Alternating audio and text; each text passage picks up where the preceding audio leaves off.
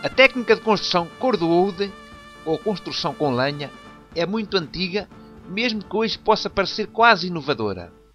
As suas origens remontam a milhares de anos atrás, especialmente em lugares como a Grécia, mas também em locais frios como a Sibéria. Não há informações detalhadas sobre as origens da construção cordwood. No entanto, casas contemporâneas poderiam ter sido construídas na Europa, Ásia e Américas. A técnica teve um breve período de popularidade no norte dos Estados Unidos durante a Grande Depressão, principalmente devido aos seus materiais de baixo custo e facilidade de construção. Materiais a utilizar na construção cordwood. Madeira. A construção cordwood utiliza como material principal troncos de árvores cortados em volta de 20 a 50 cm de comprimento, dependendo da largura das paredes. Essa utilização pode ter uma vertente muito económica se forem utilizadas árvores provenientes de abates de limpeza em áreas densamente arborizadas. Podem ser usados mais de 30 diferentes tipos de madeira. As madeiras mais resistentes à podridão são as mais desejáveis, como teixo do Pacífico, cipreste calvo, cedros e zimbro. Madeiras arejadas e menos densas são superiores porque elas encolhem e expandem em proporções menores do que as madeiras densas, mas, independentemente da espécie arbórea, toda a madeira deve ser descascada antes do início da construção. Argamassa. Vários especialistas aconselham diferentes receitas para mistura de argamassa. Um exemplo de receita pode ser composta por 9 partes de areia, 3 de serradura, 3 de cal de construção, cal não agrícola, e 2 de cimento Portland. A cal de construção faz a parede mais flexível e respirável, porque leva mais tempo para curar completamente do que o cimento. Isolamento térmico. Um bom isolamento depende de uma variedade de fatores, como a espessura da parede, do tipo de madeira usada e também da receita ou composição da argamassa. No entanto, o revestimento do espaço entre as duas camadas de argamassa, exterior e interior, das paredes, tem também um papel muito importante na eficiência térmica do interior das habitações.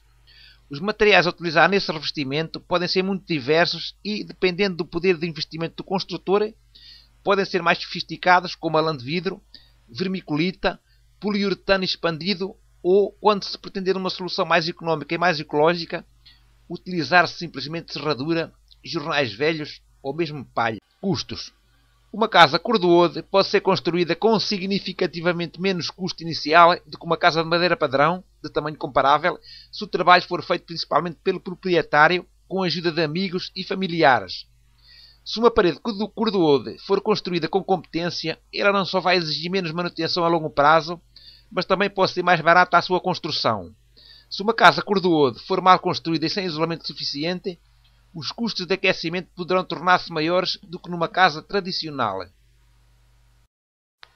Processo de construção. O derrubo da madeira deve ser feito no início da primavera e a casca deve ser removida de imediato, com um utensílio apropriado.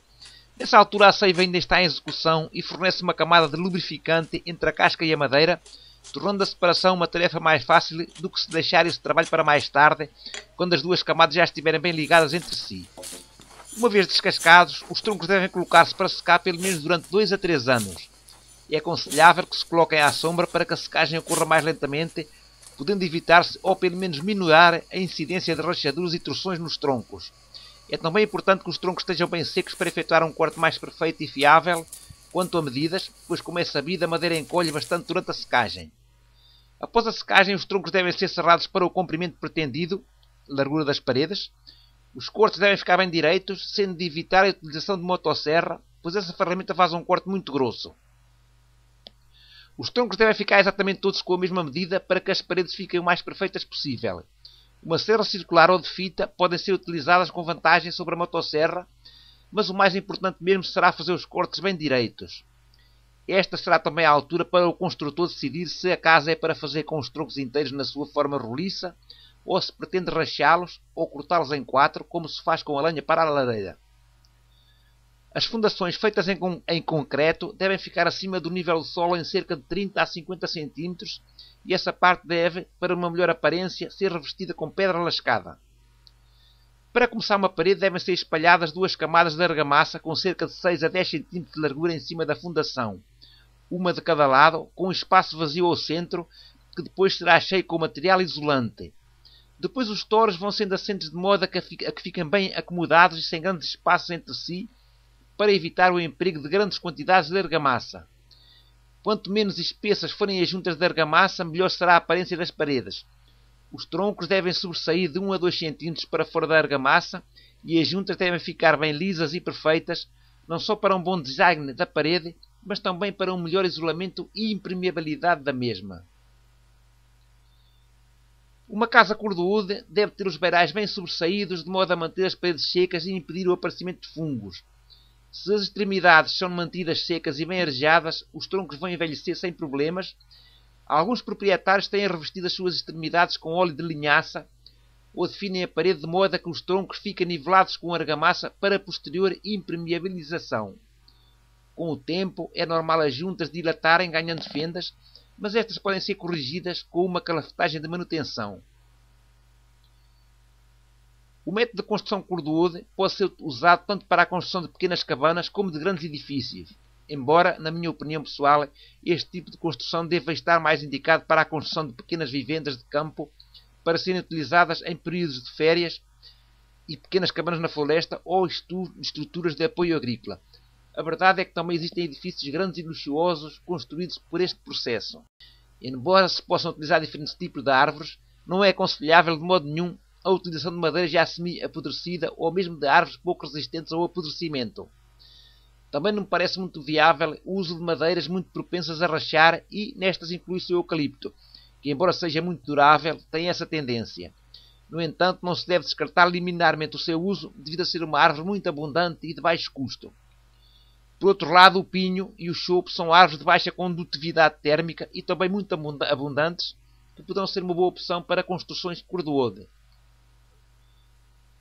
Uma cabana ou uma casa cor-de-ude é, em princípio, muito mais fácil de construir do que uma cabana ou casa de troncos, devido a serem utilizados troncos muito curtos e por isso mais leves e a não serem necessários os encaixes dos troncos como nas construções de registro. Deste modo, uma cabana ou uma pequena casa pode ser facilmente construída por pouca gente ou mesmo por uma só pessoa. O envolvimento do proprietário na construção é que vai ditar o preço final. Neste tipo de construção, o construtor pode dar largas à criatividade, alternando o assentamento com troncos de diversos diâmetros e de diferentes árvores, mas isto é mais uma vez apenas a minha opinião. As juntas, para além de ficarem lisas e perfeitas, devem ser bem pequenas para que a parede não pareça apenas uma parede de betão onde foram introduzidos aqui e ali alguns paus. Algumas curiosidades. Este é o maior edifício cor-de-ude do mundo. É na Guatemala e foi recentemente concluído. Tem 95 pés ou 32 metros de comprimento e é composto por salas de aula, uma cozinha comercial, uma biblioteca e dormitórios para quase uma centena de estudantes. O aproveitamento de energia solar está bem assumido nesta bonita casa. A construção em redondo parece ser uma opção bem vincada nas casas aparentemente mais luxuosas. Na construção com a técnica cor-de-ude, podemos dar largas à imaginação e ter apenas o céu como limite. Seja no desenho da casa, que pode ser grande ou pequena, seja no exterior ou no interior da habitação, podemos soltar a nossa criatividade e fazer coisas muito bonitas, como revestir pisos com rodelas de madeira ou construir paredes com vitrais utilizando garrafas. Boas práticas da construção cor-de-ude. Quem estiver interessado em construir uma casa cor-de-ude ou mesmo uma pequena cabana, pode obter algumas informações nos sites de Richard Flatow ou até adquirir alguns livros que guiarão o construtor nessa tarefa. Richard Flatow e sua esposa Becky construíram a sua casa cor-de-ude no norte do Wisconsin em 1979. Desde então, o casal tem escrito livros, realizado workshops e organizado conferências sobre a técnica cor-de-ude. E eles continuam a fornecer consulta para os construtores e proprietários de casas construídas com esta técnica. Quando Richard e Becky construíram a sua casa em Lincoln County, Wisconsin, em 1979, eles foram os primeiros a construir com lenha na área. 4 décadas depois, existem ali 27 casas e outros edifícios construídos pelo mesmo processo.